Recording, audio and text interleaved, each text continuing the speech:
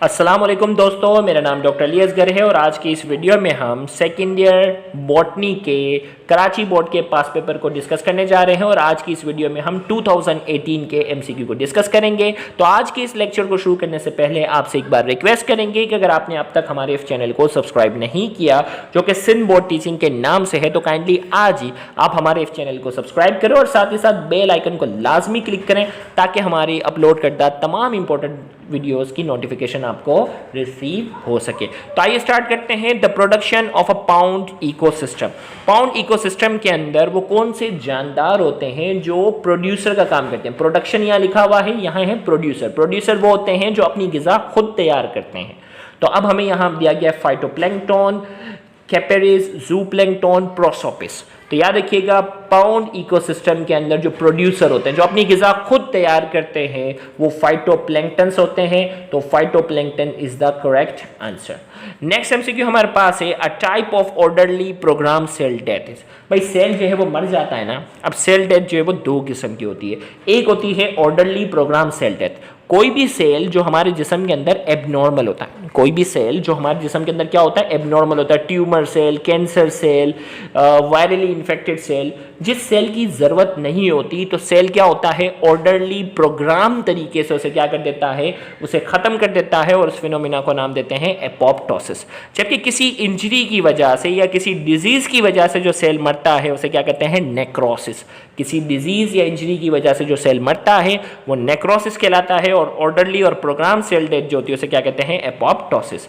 Next MCQ हमारे पास है, इन एपिजियल germination cotyledons are carried above the soil due to rapid growth of। याद रखिएगा, एपिजियल जर्मिनेशन वो जर्मिनेशन होती है, हमने बाकायदा डायग्राम की मदद से इसको एक्सप्लेन किया हुआ है। एपिजियल जर्मिनेशन वो होती है जिसमें कोटिलेडन्स जो होता है वो जमीन से बाहर आ जाता है और इसके जमीन से बाहर आने की वजह क्या होती है, इसका हाइपोकोटाइल वाला जो हिस्सा होता है वो तेजी से ग्रो करता है, जो धक्का देते हुए इसके कोटिलेडन वाले पार्ट को जमीन से बाहर निकालता है।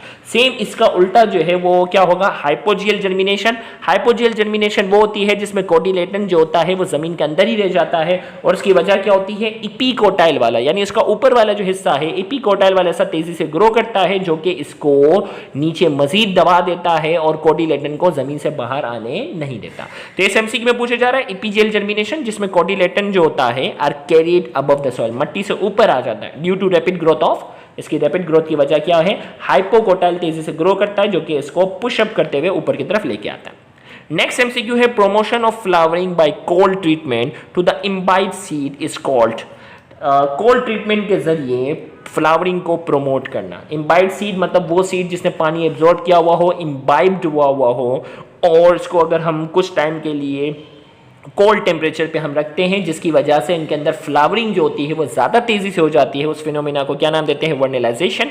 याद रहे, रजिस्टर्ड ग्रुप के अंदर वर्नेलाइजेशन को हमने डिटेल में एक्सप्लेन किया हुआ है। नेक्स्ट एमसीक्यू हमारे पास है, germination of seed within the fruit while still attached to the plant. याद रखिएगा, जर्मिनेशन की तीन टाइप है, एपिजियल जर्मिनेशन, हाइपोजियल जर्मिनेशन और विविपेरस जर्मिनेशन।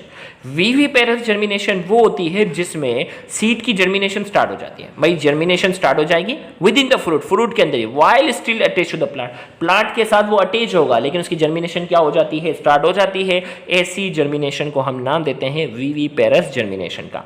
नेक्स्ट एमसीक्यू हमारे पास है, movement unrelated to the direction of diffuse stimuli is called.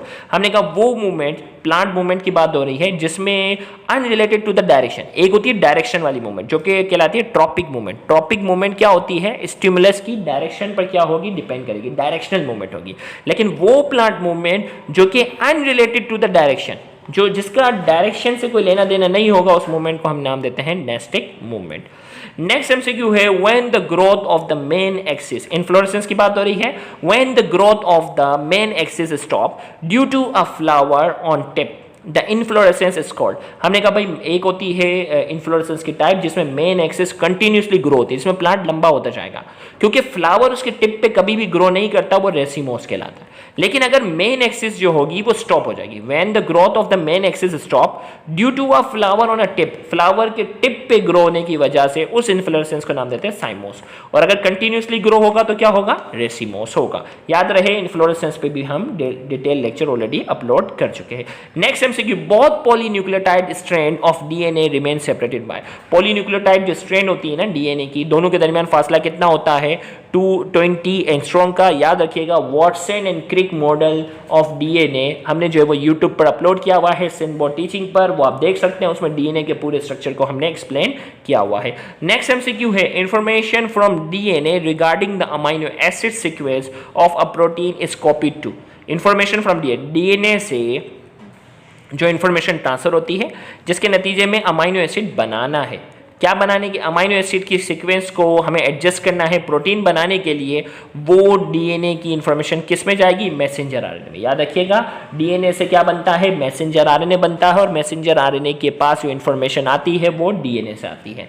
Next हमारे पास है the tendency, the tendency of a gene located on the same chromosome to inherited together is called. हमने कहा कि chromosome जो होता है ना, किसी भी क्रोमोसोम के पास जो जीन होते हैं वो आमतौर पर वो उसी क्रोमोसोम के पास ही रहते हैं, अपने क्रोमोसोम को लेफ्ट करके, अपने क्रोमोसोम को छोड़कर कहीं और नहीं जाते। उस फिनोमेना को क्या नाम देते हैं, लिंकेज। लिंकेज का अपोजिट जो होता है वो क्रॉसिंग ओवर होता है, जिसमें जो है वो सिस्टर क्रोमैटिड्स जो होते हैं, जो क्रोमैटिड्स सिस्टर नहीं, होमोलोगस क्रोमोसोम जो होते हैं वो क्या करते हैं, अपना अपना क्रोमैटिड्स वाला पार्ट जो है वो एक्सचेंज करते हैं, जिसमें जीन भी एक्सचेंज हो जाते हैं, उसे कहते हैं क्रॉसिंग ओवर। जबकि आमतौर पर यूजुअली जो है वो जीन अपने ही क्रोमोसोम के पास रहते हैं, उस फिनोमेना को नाम देते हैं लिंकेज। लिंकेज का अपोजिट जो होता है वो क्रॉसिंग ओवर है। नेक्स्ट हमारे पास है the result of F1 generation for colour blindness of a carrier female is cross with a normal male. भाई कैरियर फीमेल है, याद रखिएगा आपको पूरा जो है वो सेक्स लिंक इनहेरिटेंस के अंदर पूरी क्रॉसिंग आपने सिखाई हुई है। सिंपली आपने क्रॉसिंग करनी है, कलर ब्लाइंड फीमेल होगी, इसकी आप क्रॉसिंग करेंगे नॉर्मल मेल के साथ, तो रिजल्ट आपके पास क्या आ जाएगा, सन 25% कलर ब्लाइंड होंगे और डॉटर भी 25% जो है वो कैरियर होंगी, लेकिन वो नॉर्मल होंगी। Next, the term ecosystem was first introduce in 1935 by. Ecosystem की जो टर्म है 1935 में सबसे पहले किसने जो है वो इंट्रोड्यूस की थी, टेंसले नाम का जो है वो साइंसदान था, तो इसका correct answer Tansley. Crossing over take place during. अब क्रॉसिंग ओवर कब होगी, तो मैंने आपको पहले ही बता दिया था कि अगर एमडी कैट में ये सवाल पूछा जाएगा तो आपका बेस्ट आंसर जो होगा वो पैकिटीन होगा, लेकिन सिन बोर्ड के अंदर लिखा हुआ है कि क्रॉसिंग ओवर जो है वो डायप्लोटीन के अंदर होगा, तो सिन बोर्ड का पेपर देते वक्त आप डायप्लोटीन सेलेक्ट करेंगे, जबकि एमडी कैट में यही एमसीक्यू आ जाएगा तो आप पैकिटीन सेलेक्ट करेंगे। नेक्स्ट एमसीक्यू हमारे पास है exudation of water bye हाइड्रोथॉर्सिस।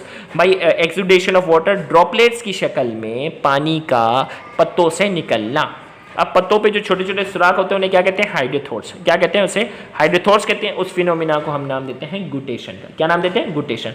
Vapour की शक्ल में अगर लॉस होगा तो ट्रांसपायरेशन, और अगर एक्सुडेशन की शक्ल में यानी छोटे छोटे ड्रॉपलेट्स की शक्ल में अगर पानी लॉस होगा तो वो क्या कहलाता है, गुटेशन कहलाएगा। इंशाल्लाह अगले नेक्स्ट वीडियो जो इसके फौरन बाद अपलोड होगी उसमें हम 2017 के पास पेपर के हम एमसीक्यू को डिस्कस करने जाएंगे सेकेंड ईयर बॉटनी से रिलेटेड, तो उस लेक्चर को भी देखना मत भूलिएगा। थैंक यू वेरी मच, अल्लाह हाफिज़।